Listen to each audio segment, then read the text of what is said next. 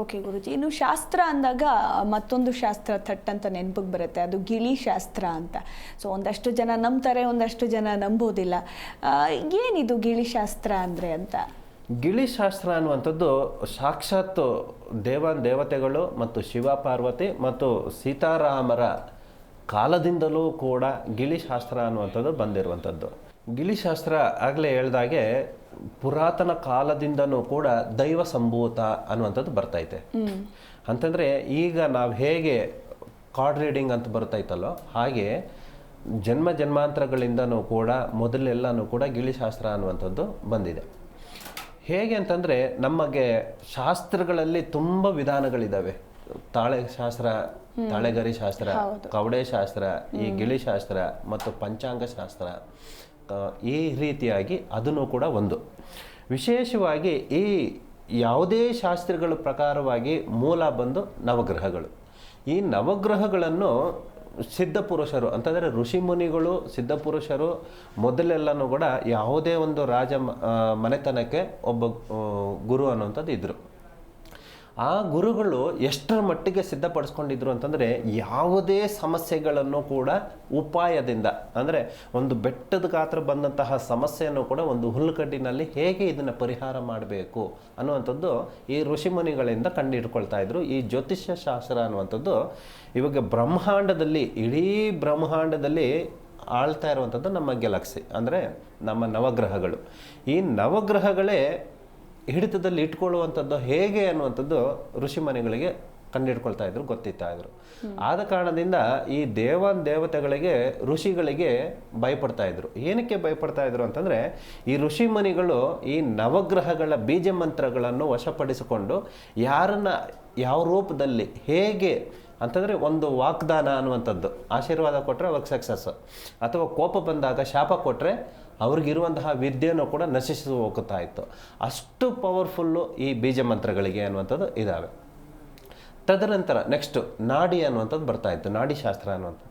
ಈ ನಾಡಿ ಶಾಸ್ತ್ರ ಅನ್ನುವಂಥದ್ದು ಈಗಿನ ಕಾಲಮಾನಕ್ಕೆ ಹೇಳಬೇಕು ಅಂತಂದರೆ, ಹೇಗೆ ಒಂದು ಡಾಕ್ಟ್ರ್ ಹತ್ರ ಹೋದಾಗ ನಮಗೆ ಬ್ಲಡ್ ಟೆಸ್ಟ್, ಒಂದು ಯೂರಿನ್ ಟೆಸ್ಟ್ ಅನ್ನೋಂಥದ್ದು ಮಾಡಿದಾಗ ಯಾವ ಕಾಯಿಲೆಗಳಿದ್ದಾವೆ, ಯಾವ ಸಮಸ್ಯೆಗಳಿದ್ದಾವೆ ಅಂತ ಅಂದ್ಬಿಟ್ಟು ಹೇಗೆ ತಿಳ್ಕೊಳ್ತೀವೋ ಹಾಗೆ ಈ ನಾಡಿ ಶಾಸ್ತ್ರದಿಂದ ಈ ನಮ್ಮ ಜನ್ಮ ರಾಶಿನಲ್ಲಿ ಜನ್ಮದಲ್ಲೂ ಮತ್ತು ನಮಗೆ ದೈಹಿಕವಾಗಿ ಮತ್ತು ಮಾನಸಿಕವಾಗಿ ಇರುವಂತಹ ಸಮಸ್ಯೆಗಳನ್ನು ಕೂಡ ಒಂದು ನಾಡಿಯಿಂದ, ನಾಡಿ ಬಡಿತದಿಂದ ನಿಮಗೆ ಏನು ಎಕ್ಸಾಕ್ಟ್ ಸಮಸ್ಯೆಗಳಿದ್ದಾವೆ ಅನ್ನುವಂಥದ್ದು ಹೇಳುವಂತಹ ಒಂದು ಪವರ್, ಒಂದು ಎನರ್ಜಿ, ಒಂದು ಕೆಪಾಸಿಟಿ ಈ ನಾಡಿ ಶಾಸ್ತ್ರದಲ್ಲೂ ಕೂಡ ಕಂಡುಹಿಡ್ಕೋಬಹುದು. ಮತ್ತು ಪರಿಹಾರ ಮಾರ್ಗ, ಯಾವ ಸಮಸ್ಯೆ ಇದೆ ಅಂತಂದ ಮೇಲೆ ಆ ಸಮಸ್ಯೆಗೆ ಕಡಿಮೆ ಅಂತಂದ್ರೆ 1 4 5 ರೀತಿಯಲ್ಲಿ ವಿಧಾನಗಳಲ್ಲಿ ಪರಿಹಾರ ಮಾರ್ಗಗಳು ಅಂತದ್ದು ಇದ್ದಾವೆ. ಆ ಪರಿಹಾರ ಮಾರ್ಗ ಸಮಸ್ಯೆನ ಫಸ್ಟ್ ಕಂಡುಹಿಡ್ಕೊಂಡು ಪರಿಹಾರ ಮಾರ್ಗ ಗುರುವಿನ ಆಜ್ಞೆಯಿಂದ ಹೇಗೆ ಪರಿಹಾರ ಮಾಡ್ಕೋಬೇಕು ಅನ್ನುವಂಥದ್ದು ನಾವು ತಿಳಿಸ್ಕೊಡ್ತೀವೋ ಅದನ್ನು ಮಾಡಿಕೊಂಡ್ರೆ ಖಂಡಿತವಾಗ್ಲೂ ಕೂಡ ತಿರ್ಗಾ ಮತ್ತೆ ಸಮಸ್ಯೆಗಳು ಬರೋದಿಲ್ಲ. ಅಂತಂದರೆ ಆಹಾರ ಪದ್ಧತಿಯಿಂದ ಆಗಿರ್ಬೋದು, ನಡವಳಿಕೆಯಿಂದ ಆಗಿರ್ಬೋದು, ವಾಕ್ ಚಾತುರ್ಯ ಅನ್ನುವಂಥದ್ದಾಗಿರ್ಬೋದು, ನಾವು ನೋಡುವಂತಹ ದೃಷ್ಟಿಕೋನದಿಂದ ಆಗಿರ್ಬೋದು, ಈ ಎಲ್ಲ ಸಮಸ್ಯೆಗಳಿಂದನೂ ಕೂಡ ನಮಗೆ ಕಂಡು ಬರ್ತೈತೆ. ಹಾಗೆ ಈ ನಾಡಿ ಶಾಸ್ತ್ರದಿಂದ, ನಾಡಿ ಜ್ಯೋತಿಷ್ಯದಿಂದ ನಿಮಗೆ ಇರುವಂತಹ ಸಮಸ್ಯೆಗಳಿಗೆ ಪರಿಹಾರ ಅನ್ನುವಂಥದ್ದು ತಿಳಿಸ್ಕೊಡ್ತೇವೆ. ಅದನ್ನು ಪರಿಹಾರ ಮಾಡಿಕೊಂಡ್ರೆ ನಿಮಗೆ ಶಾಶ್ವತವಾಗಿ ನಿಮಗೆ ಫಲ ಅನ್ನುವಂಥದ್ದು ದಕ್ಕಿಸ್ಕೊಡ್ತೀವಿ. ಜಿ ಕನ್ನಡ ನ್ಯೂಸ್ ಈಗ ನಿಮ್ಮ ಮನೆಯಲ್ಲೇ ನೋಡಿ, ಎಲ್ಲ ಕೇಬಲ್ಗಳಲ್ಲಿ ಈಗ ಲಭ್ಯ.